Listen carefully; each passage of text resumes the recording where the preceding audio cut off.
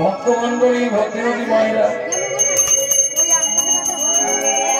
ভক্ত বাড়ির কাছে এসে চিৎকার করেছে, মা ও মা, মা যা ডাক দিয়েছে সবরী মাতা বেরিয়ে এলেন। প্রভু কৃপা করে বাড়িতে চলো, আমি মিষ্টি ফল দেখেছি খাওয়াবো। ভগবান বললে আজ হবে না, আজ অত দাপড় যুগে তুমি ফল বিক্রি করতে যাবে, আমি চেয়ে খাবো। সংক্ষেপে বলে দিলাম, দল আসছে।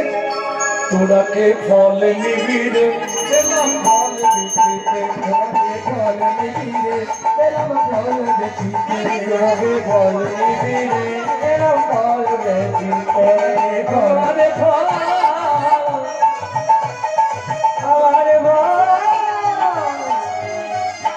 আমারে বল একবার খেলে আমার হবে। ভক্তমন্ডলী ভক্তিমতী মায়েরা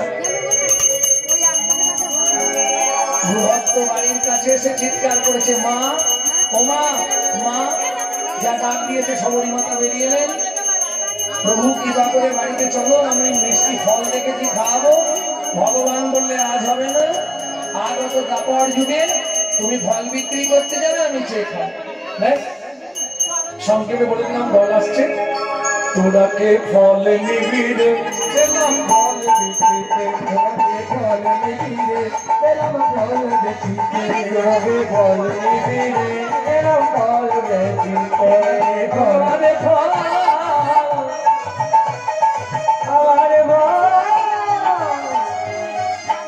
আমারে বল একবার খেলে আমার হবে।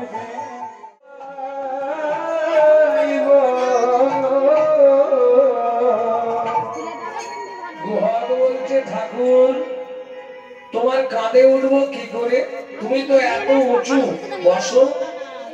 ভগবান বসলেন, তাও গুহা উঠতে পারছে না, ঠাকুরের তাই তো পা লেগে যাবে। চরণ দুটো নিজের বুকে চেপে ধরেছে,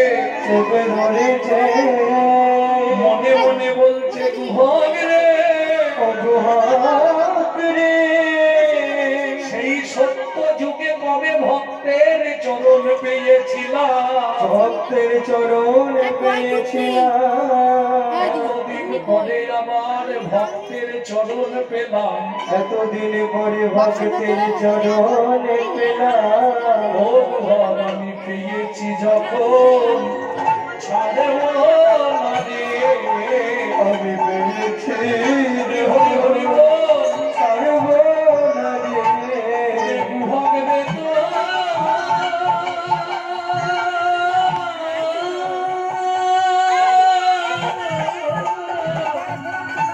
রাঙা